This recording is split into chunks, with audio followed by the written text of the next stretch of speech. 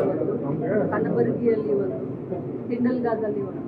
ಸುವರ್ಣಸೌಧ ಸ್ವಲ್ಪ ಸಿಟಿಗೆ ದೂರ ಆಗುತ್ತೆ. ಹಿಂಡಲ್ಗ ಅಂತಂದ್ರೆ ಈಗ ಬೆಳಗಾವಿ ಹಿಂಡಲ್ಗೆ ಎಲ್ಲ ಒಂದಾಗ್ಬಿಟ್ಟಿದೆ. ಸೊ ಅಲ್ಲಿ ಈಗ ಜಿಲ್ಲಾ ಉಸ್ತುವಾರಿ ಸಚಿವರು, ನಾವು DC ಅವರು ಎಲ್ಲರೂ ಈಗ ಎಷ್ಟು ಎಕರೆ ನೋಡಿದ್ರಿ? ಹಿಂಡಲ್ಗಾದಲ್ಲಿ ಒಂದು 4 ಎಕರೆ 4.5 ಎಕರೆ ಇದೆ. ಸುವರ್ಣಸೌಧ ಹತ್ರ ನಮಗೆ ಸಿಗುತ್ತೆ ಒಂದು 10 ಎಕರೆವರೆಗೂ ಸಿಗುತ್ತೆ. ಇಲ್ಲೇ ಈಗೇನು ಜಾಗ ಇದೆಯಲ್ಲ, ಇಲ್ಲೂ ಕೂಡ ಖಂಡಿತವಾಗ್ಲೂ ನಂದು ಮತ್ತೆ ಜಿಲ್ಲಾ ಉಸ್ತುವಾರಿ ಸಚಿವರು ಇಲ್ಲೇ ಮಾಡ್ಬೇಕನ್ನೋ ಆಸೆಯಿಂದನೇ ನಾವೆಲ್ಲ ಮೀಟಿಂಗ್ ಮಾಡಿದ್ವಿ. ತಮಗೂ ಎಲ್ಲರಿಗೂ ಗೊತ್ತಿದೆ, ಹಿಂದಿನ DC ಅವರು. ಆದ್ರೆ ಏನಾಗಿದೆ, ಇವೆಲ್ಲ ಹೆರಿಟೇಜ್ ಬಿಲ್ಡಿಂಗ್ಸ್, ಇವೆಲ್ಲ ಏನಿದಾವೆ, ಸಬ್ ರಿಜಿಸ್ಟರ್ ಆಫೀಸ್ ಆಗಲಿ, ಈ ಬಿಲ್ಡಿಂಗ್ಗಳಾಗಲಿ, ಇವೆಲ್ಲ ಹೆರಿಟೇಜ್ ಬಿಲ್ಡಿಂಗ್ಸ್, 100 ವರ್ಷ ಹಿಂದಿನ ಬಿಲ್ಡಿಂಗ್ಗಳು. ಸೊ ಎಲ್ಲಿ ಮತ್ತೆ ಇದ್ರ ಬಗ್ಗೆ ಚರ್ಚೆಗಳು ಅನಾವಶ್ಯಕವಾಗಿ, ಈಗಾಗಲೇ 55 ಕೋಟಿ ಹಣ ಬಿಡುಗಡೆ ಆಗಿದೆ, ಅನಾವಶ್ಯಕವಾಗಿ ಚರ್ಚೆಗಳು ಆಗಬಾರ್ದು ಅಂತ ಹೇಳಿದ್ರು. ಮತ್ತೆ ಬ್ರೀದಿಂಗ್ ಸ್ಪೇಸು ಬೇಕು. ಎಲ್ಲ ಇಲ್ಲೇನೇ ಆಗಿರೋದ್ರಿಂದ ಎಲ್ಲರೂ ಜಿಲ್ಲಾ ಪಂಚಾಯತ್ ಆಗಲಿ ಇವೆಲ್ಲ ಇಲ್ಲೇ ಆಗಿರೋದ್ರಿಂದ ಸ್ವಲ್ಪ ಇದಾಗ್ತಾ ಇದೆ. ಬ್ರೀದಿಂಗ್ ಸ್ಪೇಸ್ ಇರಲಿ ಅಂತ ಹೇಳಿ, ಗಾಳಿ ಆಡಲಿ ಅಂತ ಹೇಳಿ ಬೇರೆ ಕಡೆ. ಮೇಡಮ್, ಬೆಲೆ ಏರಿಕೆ ಬಗ್ಗೆ ಸಾಕಷ್ಟು ಚರ್ಚೆ ಆಗ್ತಾ ಇದೆ. ಯಾವ ಬೆಲೆ? ಮತ್ತೆ 4 ರೂಪಾಯಿ ಇವತ್ತು ಹಾಲಿನ ದರ ಏರಿಕೆ ಆಗಿದೆ, ಟೋಲ್ ದರ ಏರಿಕೆ ಆಗಿದ್ದಾವೆ, ಹೊಸ ವಾಹನ ಖರೀದಿ ಮಾಡೋದಕ್ಕೂ ದರ ಏರಿಕೆ ಆಗಿದೆ. ನಾಳೆ ಬಿಜೆಪಿ ಅವರು ಫ್ರೀಡಂ ಪಾರ್ಕ್ ನಲ್ಲಿ 24 ಗಂಟೆಗಳ ಕಾಲ ನಿರಂತರವಾಗಿ ಹೋರಾಟ ಮಾಡ್ತಾರಂತೆ ಬೆಲೆ ಏರಿಕೆ ಖಂಡಿಸಿ.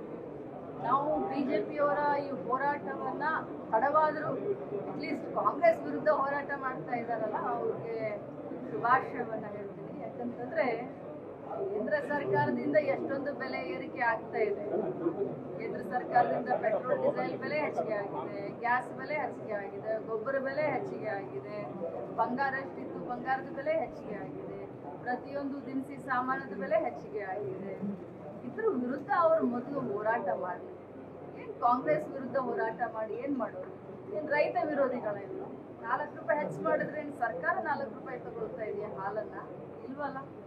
4 ರೂಪಾಯಿ 1 ಲೀಟರ್ ಹಾಲಿಗೆ ಹೆಚ್ಚಿಗೆ ದರ ಮಾಡಿದ್ರೆ ಅದು ನಾವು ರೈತರಿಗೆ ನೇರವಾಗಿ ಕೊಡುವಂತ ಕೆಲಸವನ್ನು ಮಾಡ್ತೇವೆ. ರೈತರ ಪರವಾದಂತ ಸರ್ಕಾರ ಸಿದ್ದರಾಮಯ್ಯ ಸರ್ಕಾರ. ಪೆಟ್ರೋಲ್ ಡೀಸೆಲ್ ಬೆಲೆ ಏರಿಕೆ ಆದಾಗ ಧ್ವನಿ ಎತ್ತಿಲ್ಲ ಕೇಂದ್ರದ ಸರ್ಕಾರದಿಂದ.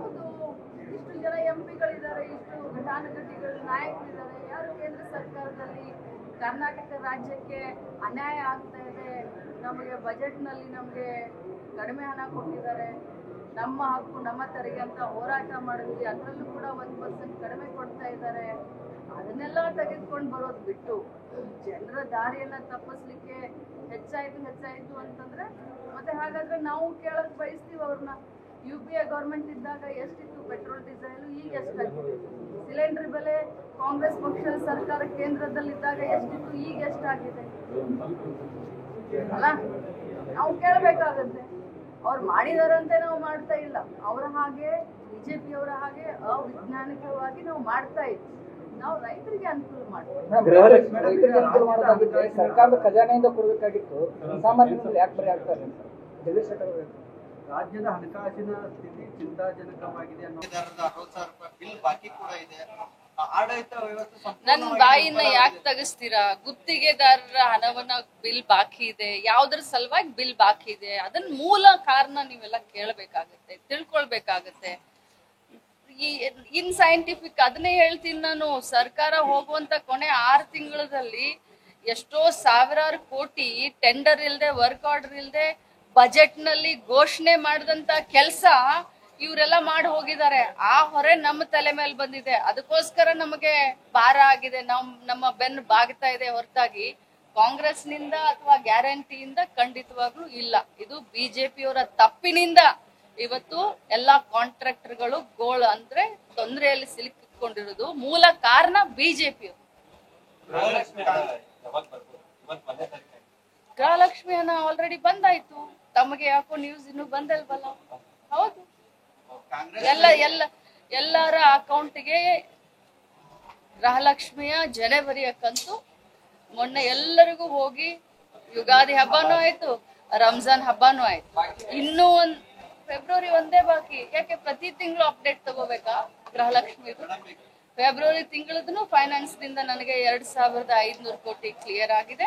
ನಿನ್ನೆನೆ 31 ಕ್ಲೋಸಿಂಗ್ ಡೇ ಇತ್ತು ನಮ್ಮ ಟ್ರೆಜರಿ. ನಿನ್ನೆ 2,500. ಫೆಬ್ರವರಿ ತಿಂಗಳದ್ದು ನನ್ನ ಖಾತೆಗೆ ಅಂದ್ರೆ ಮಹಿಳಾ ಮಕ್ಕಳ ಕಲ್ಯಾಣ ಇಲಾಖೆಯ ಖಾತೆಗೆ ಹಣ ಬಂದಿದೆ. ಸೊ ಏಪ್ರಿಲ್ 2ನೇ ವಾರದಿಂದ ಫೆಬ್ರವರಿ ಕ್ಲಿಯರ್. ಮೇಡಮ್, ಕಾಂಗ್ರೆಸ್ ನಲ್ಲಿ ಇನ್ ಫೈಟಿಂಗ್ ಅಂದ್ರೆ ಡಿಕೆಸಿ ವರ್ಸಸ್ ಸಿದ್ದು ನಡುವೆ ಇನ್ ಫೈಟಿಂಗ್ ಶುರುವಾಗಿದೆ. ಅದೇ ಕಾಂಗ್ರೆಸ್ಗೆ ಅಂತಿಮ ಅನ್ನುವ ನಿಟ್ಟಿನಲ್ಲಿ ಜಗದೀಶ್ ಶೆಟ್ಟರ್ ಅವರು ಹೇಳಿದ್ದಾರೆ.